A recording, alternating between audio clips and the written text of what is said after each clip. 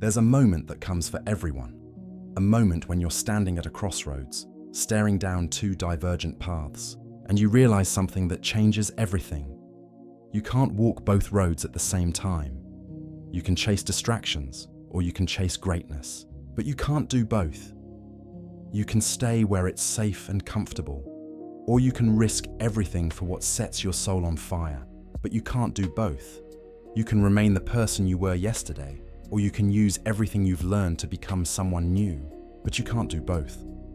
Life is an endless series of these moments. Every yes to one thing is a no to something else. Every step forward on one path means turning your back on another. Tonight, you're going to hear about someone who spent years trying to walk both roads, who tried to please everyone, be everything, chase every possibility. The day they finally understood this was impossible was the day their real life began. Picture someone at 28, successful on paper, good job, nice apartment, all the markers of making it.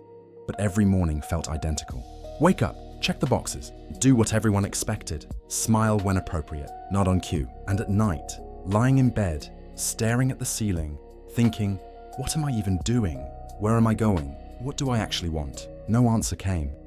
Not because they were lazy or unintelligent, but because somewhere along the way, life had become so complicated that they couldn't see through the fog anymore. Too many options, too many voices, too many shoulds and supposed tos, clouding every decision. At dinner with friends, someone would ask, so what's your dream? What do you really want to do with your life? They'd deflect, make a joke, change the subject, because they genuinely didn't know. Not because they had no dreams, but because they'd spent so long trying to want what they thought they should want that they'd lost track of what they actually wanted. If you're finding value in this, subscribe to this channel, because what comes next will change how you see everything. One night, driving with a friend, casual conversation flowing, the friend asked a simple question. What would your perfect day look like? Silence. They couldn't answer. Not, I don't know if I should tell you, but genuinely, they had no idea. The friend laughed, but not unkindly. How are you supposed to have a perfect day if you don't even know what one looks like? That question haunted them for weeks, because it revealed something terrifying. They'd been so busy running from one obligation to the next, one expectation to another, that they'd never stopped to ask what they were running toward. Years earlier, there had been a warning sign they'd missed. Fresh out of college, sitting in a job interview, nervous but prepared, they'd rehearsed answers about skills, education, accomplishments. The interview was going well. They were nailing every question, discussing books they'd read, projects they'd completed, ideas they had about the industry. Then the interviewer leaned back and asked, so tell me, who are you? Not what can you do for us? Not why do you want this job? Just, who are you? Their mind went blank, completely blank. They stammered something about being a hard worker and a team player, generic, empty, the kind of answer anyone could give. The interviewer smiled politely and moved on. They didn't get the job, but that question stuck with them because they realized their brain had never gone there. They knew what they did. They knew what they'd accomplished. They knew what other people saw when they looked at them, but who they were, that was foreign territory. Fast forward to that night after the perfect day conversation. They got home and did something they'd never done before. They pulled out a notebook and drew a line down the middle of the page. Left side, what I'm doing with my life. Right side, what I actually want. The left side filled quickly. Job, apartment, relationship, social circle. Hobbies adopted because other people had them. Goals set because they seemed impressive. Then they looked at the right side. Nothing came. Not because they wanted nothing, but because they'd spent so long constructing a life based on what they thought they should want that they'd buried what they actually wanted so deep it had become archaeological. It was like trying to remember a dream hours after waking. You know it was there. You know it mattered, but the details have evaporated. They started writing, not to answer the question, but to acknowledge it. I don't know who I am anymore. I don't know what I want. I've been so busy being what everyone expects that I forgot to be anything real. I wake up and go through the motions. I do what I'm supposed to do. I say what I'm supposed to say, but none of it feels like mine. When did this happen? When did I stop being a person and become a performance? I look at other people and they seem so sure, so confident, like they received some manual I never got. Like they know the rules and I'm just guessing. But maybe that's not true. Maybe everyone's guessing. Maybe everyone's pretending. Maybe I'm the only one honest enough to admit I have no idea what I'm doing. Writing those words felt like opening a release valve. All the pressure they'd been carrying, all the pretending, all the exhaustion of maintaining a life that didn't fit, came pouring out. They started paying attention differently after that. Not to what they were supposed to notice, but to what they actually noticed. They noticed that certain conversations energized them while others drained them. They noticed that some activities made time disappear, while others made every minute feel like an hour. They noticed that certain people made them feel more like themselves, while others made them feel like they had to. Performed at small things, subtle things. But once they started paying attention, patterns emerged. They loved long conversations about ideas, but hated small talk. They loved creating things, but hated maintaining things. They loved helping people solve problems, but hated being the center of attention. These weren't revelations. They'd always known these things on some level, but they'd been treating them like preferences when they were actually clues. Clues to who they were. We're halfway through this journey. If this is resonating with you, if you're recognizing yourself in this story, subscribe and share this with someone who needs to hear it. One day, they came across an idea that changed everything. If you want what the top 5% have, you need to be willing to do what only the top 5% are willing to do. At first, it seemed like typical motivational nonsense. Work harder, want it more, be exceptional. But then they realized it wasn't about working harder. It was about working differently. It was about choosing. The 5% aren't special because they're smarter or luckier or more talented. They're special because they figured out what mattered to them and gave everything to those specific things.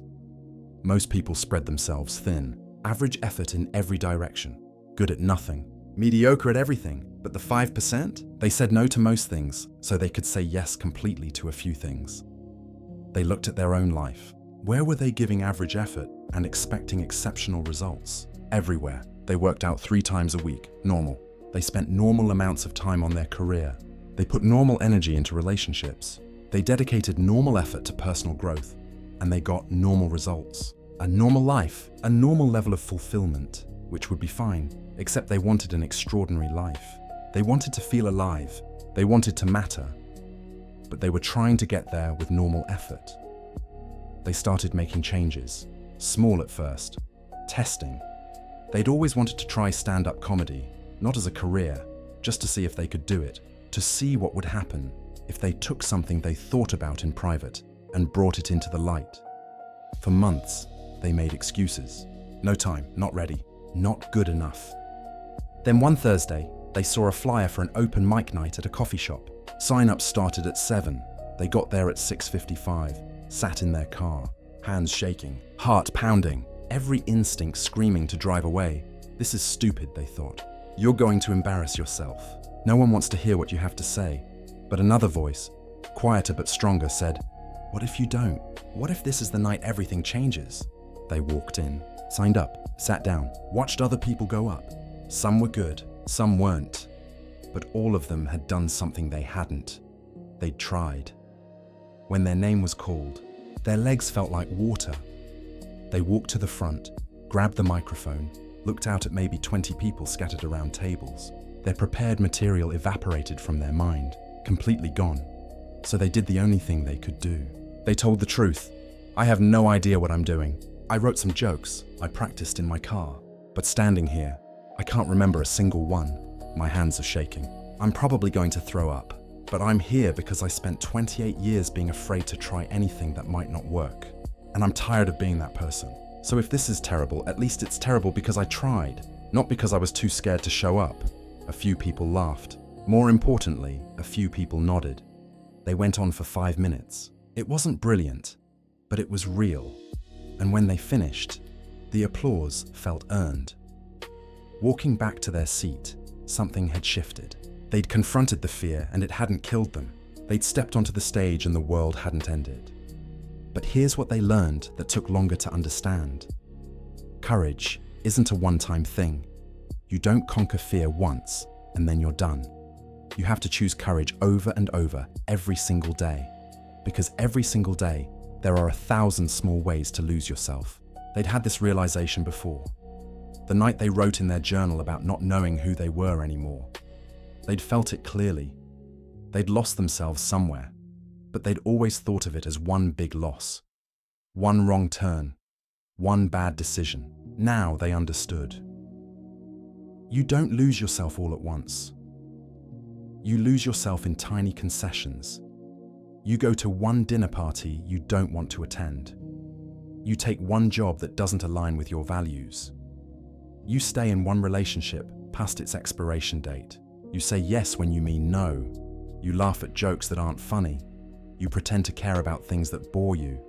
Each concession feels small, manageable, not worth making a scene over, but they accumulate, like drops of water wearing down stone, until one day you look in the mirror and don't recognize the person staring back. One day they were driving and a song came on. They didn't know the artist, but one line cut through everything. I got so good at forgetting I was somewhere I didn't belong. Oh, they had to pull over. Because that was it. That was exactly what had happened. They'd gotten so good at rationalizing, at making it work, at finding reasons to stay, that they'd forgotten they were living someone else's life. They'd gotten so good at performing the role of successful person that they'd forgotten they were supposed to be happy. They'd gotten so good at looking like they had it all figured out that they'd forgotten they were allowed to not have it figured out.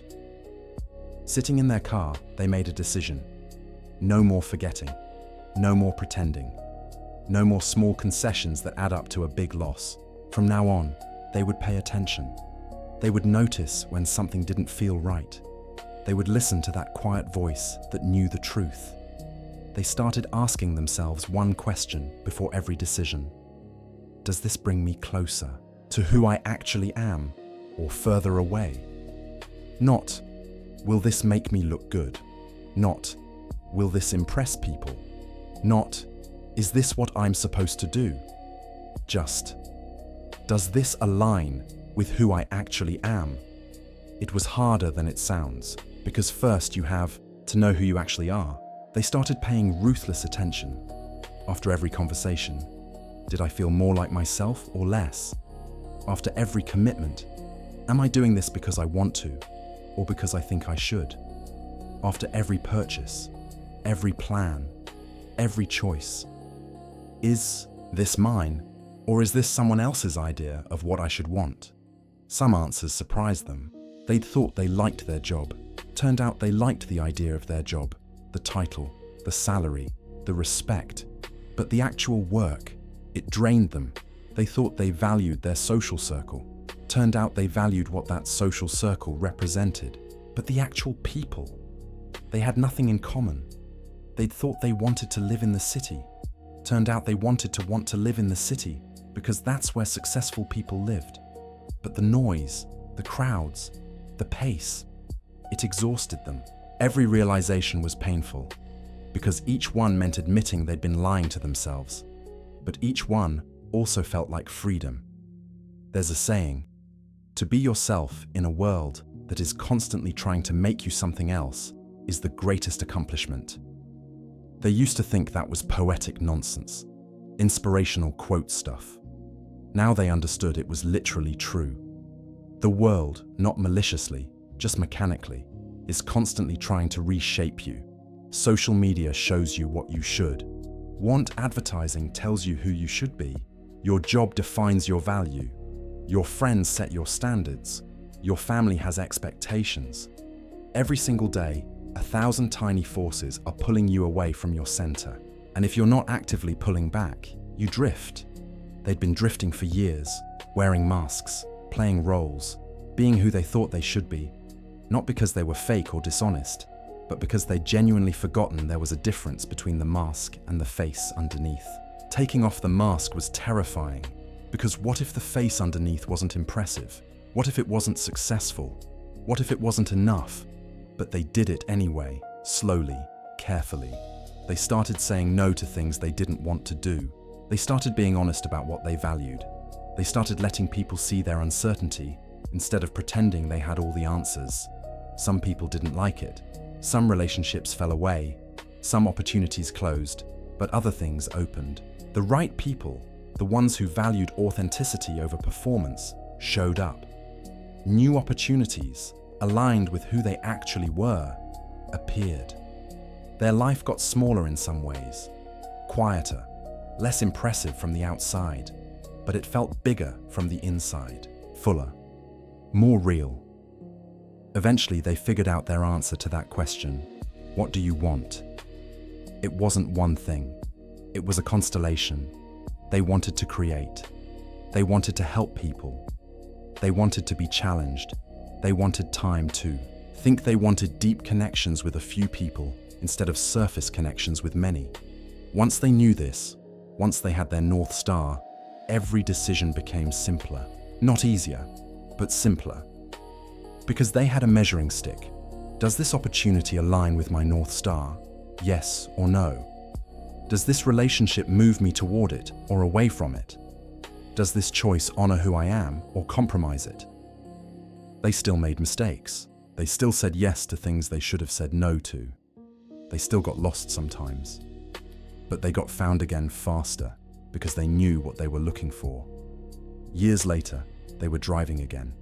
Different city, different car, different life. A song came on the radio, a different one, and a lyric jumped out. I'm better at being who I am. They smiled because it was true. They were better at being themselves.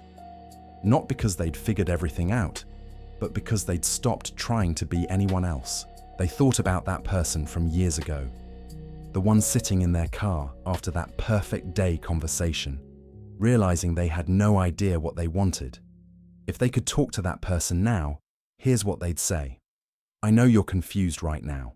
I know it feels like everyone else has it figured out, and you're the only one lost. But here's what I learned. Everyone's making it up as they go. The difference is, some people are making up their own lives, and others are making up lives they think they're supposed to live. You're standing at a crossroads, two roads. You can't walk both. One road is impressive. It's well lit. Other people can see you on it. It has markers and milestones, and everyone agrees it's the right direction. The other road is darker, uncertain. You can't see very far ahead. Other people might not understand why you're taking it. But here's the thing about that second road. It's yours. And the first road, it belongs to everyone else. For years, you're going to try to walk both. You're going to try to please everyone, be everything, make everyone proud while still being yourself. It won't work. You'll exhaust yourself trying. You'll lose yourself in the attempt. Eventually, and I hope it's sooner rather than later, you'll realize you have to choose. Choose the impressive life or the authentic one. Choose other people's approval or your own fulfillment. Choose the mask or the face underneath. When you finally choose, really choose, everything gets simpler. Not easier, but simpler. Because once you know where you're going, every decision becomes a question. Does this take me closer or further, away? The past won't matter as much because you're not carrying it anymore. You're learning from it. Other people's opinions won't shake you as much because you'll know something they don't. You're not for everyone, and that's perfect. Fear won't stop you as much because you'll realize the only thing scarier than failing is never trying. Here's what I want you to know, younger me. The person you're waiting for, the one who will tell you what to do, give you permission, show you the way, that person doesn't exist. The person you're waiting for is you, not the you that you'll become someday when you finally figure it all out. The you that exists right now, confused and uncertain and imperfect. That you, right now, has everything you need. You just have to stop waiting for permission to use it. So here's your permission. Stop performing. Stop pretending. Stop trying to be who you think you should be. Start being who you are. It won't make everyone happy. Some people will be confused. Some will be disappointed. Some will leave. Let them, because the ones who matter, the ones who love the real you, not the performance, they'll stay. And new people will show up, the right people, Your life will get smaller in some ways, quieter, less shiny from the outside. But it will feel enormous from the inside, fuller, richer, more real. And years from now, you'll be driving and a song will come on and you'll realize, I'm better at being who I am. Not because you figured everything out, but because you stopped trying to be anyone else. That's all I want for you. To be yourself so completely that everyone else's expectations fall away like old clothes that don't fit anymore. The world doesn't need another person pretending to have it all figured out. The world needs you, messy, uncertain, imperfect, real you. Start now, today, this moment. With love, your future self. There are two roads. You've been trying to walk both. It's exhausting. It's impossible. It's killing the real you. Today, you get to choose.